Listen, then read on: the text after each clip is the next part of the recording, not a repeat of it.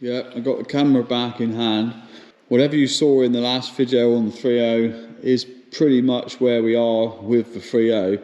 Progress very much came to a halt. As you'll probably remember when you were watching them, all of those last videos were kind of happening over the winter Christmas period where I had a bit more time. Unfortunately, since then there's been a severe lack of said time, so there's been absolutely zero progress whatsoever, hence the car sits where it sits.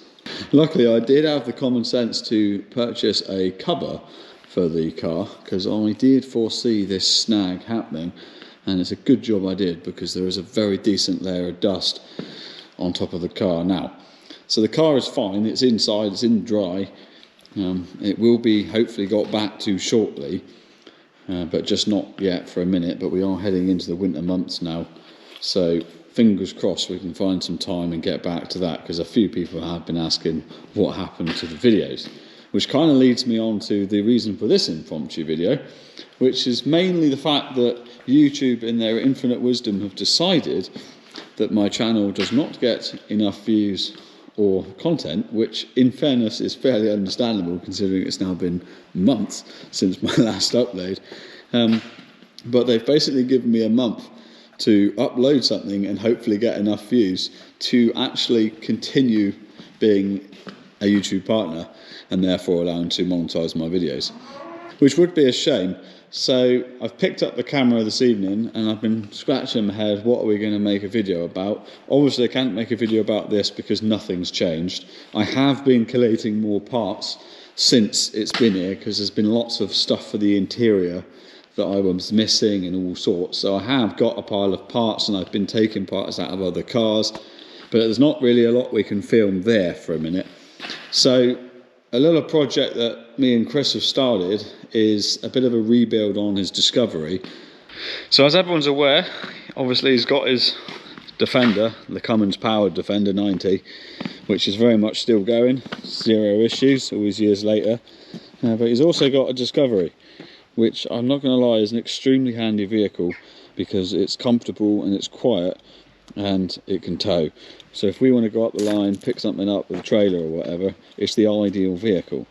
But she's been a bit neglected for a couple of years and the chassis is knackered. So as you can probably see, the videoing of this project up until this point has been non-existent, to say the least. And as you can tell, she's very much fully apart. But at the time of starting this project, I had no intentions of videoing it. It's only really in the last 24 hours since receiving that email that I've decided this would be a good little thing to video. So unfortunately you have missed the entire teardown of the vehicle, but we're going to try and video putting it back together. So in fairness, tearing it down is extremely boring. It basically involved reversing the Land Rover in, sticking it up on the lift, unbolting everything, disconnecting everything. And when I say disconnecting and unbolting, there was a lot of cutting and a lot of fire involved. As you can imagine, you can see the state of the chassis.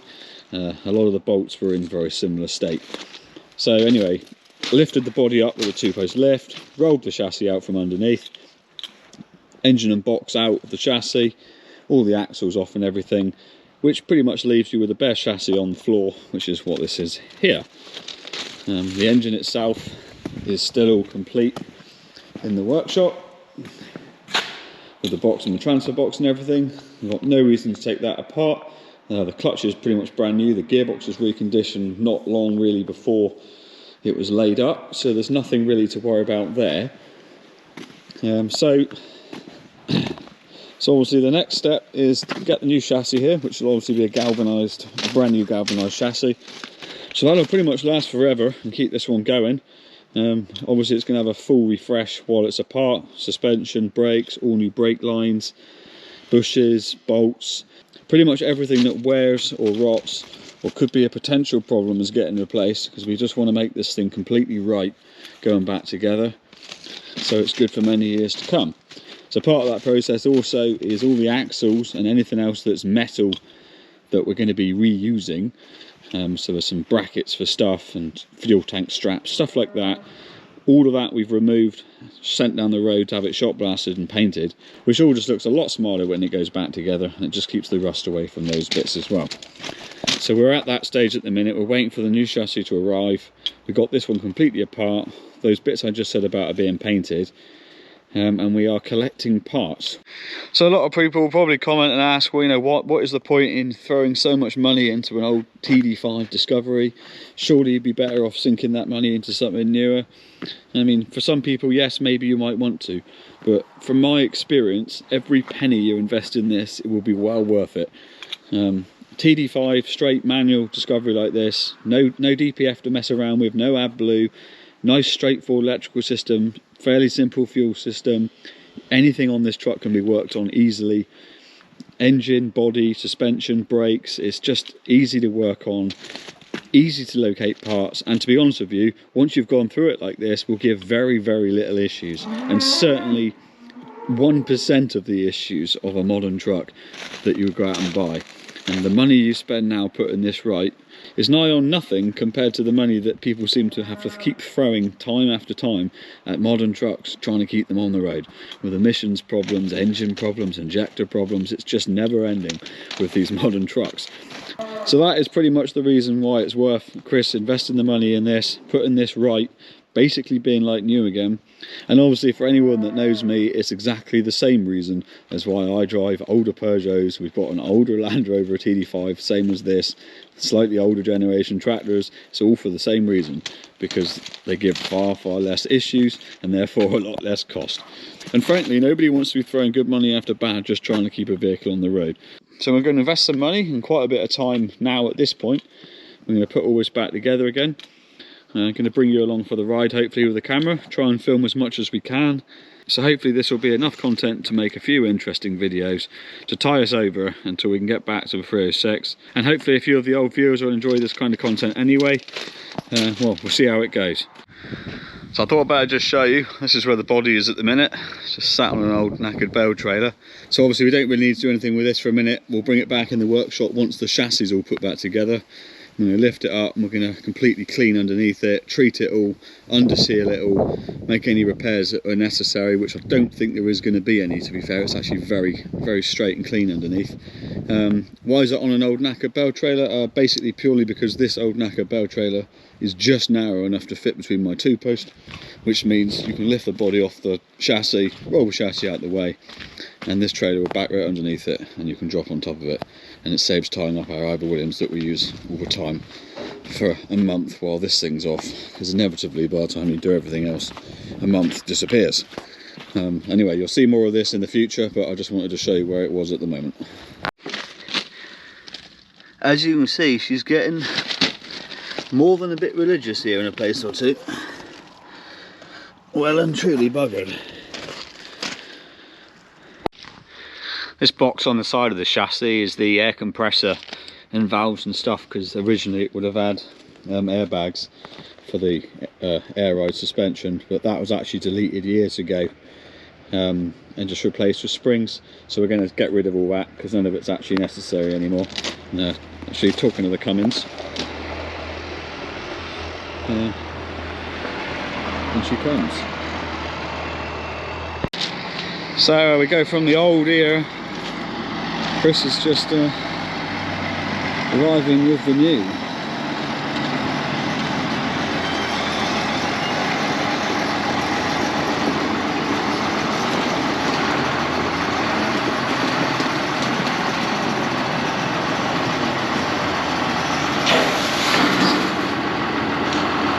Definitely a bit of a difference there between the old and the new, obviously galvanised.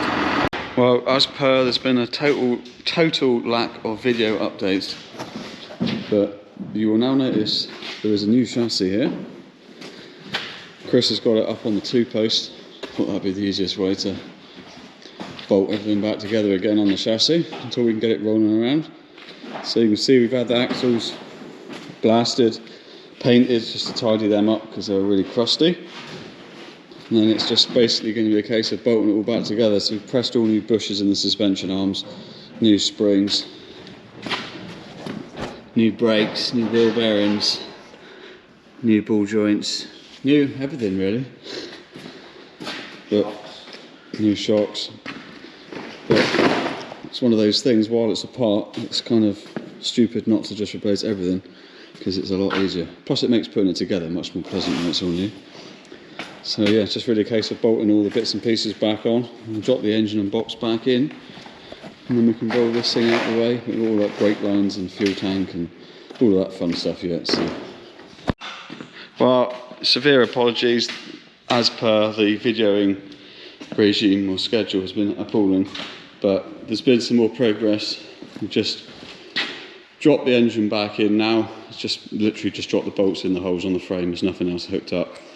As you can see, the suspension's all bolted in, got the fuel tank and all back in, wiring loom's on, all the hydraulic bits and pieces are on.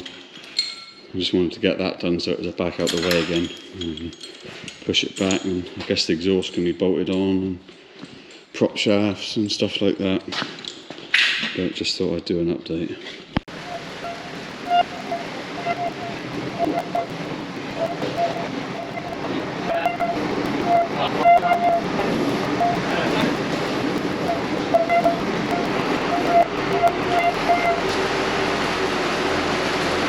As you are.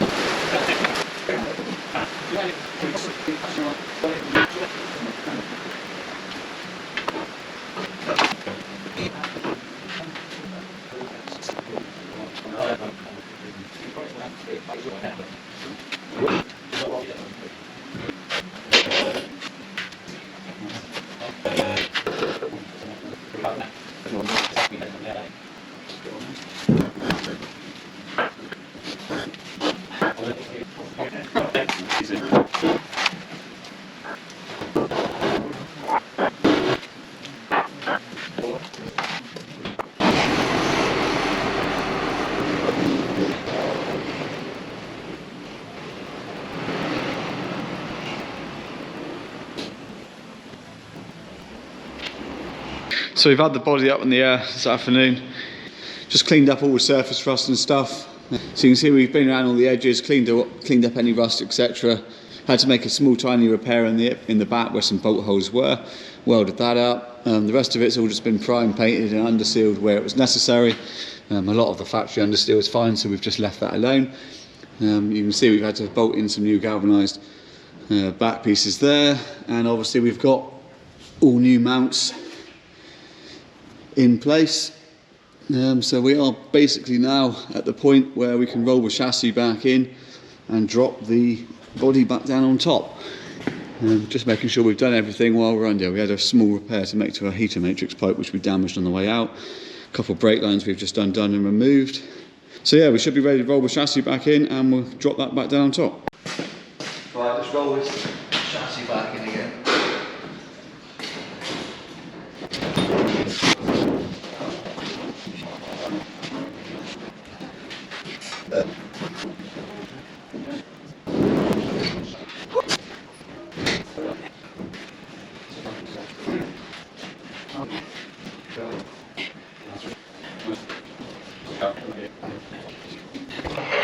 Yeah.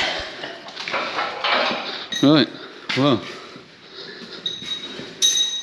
hopefully we haven't forgotten anything. We're going to just finish this couple of mounts that we put in the chassis. And these bolts can come out of the way. And hopefully that can go back down on top of that.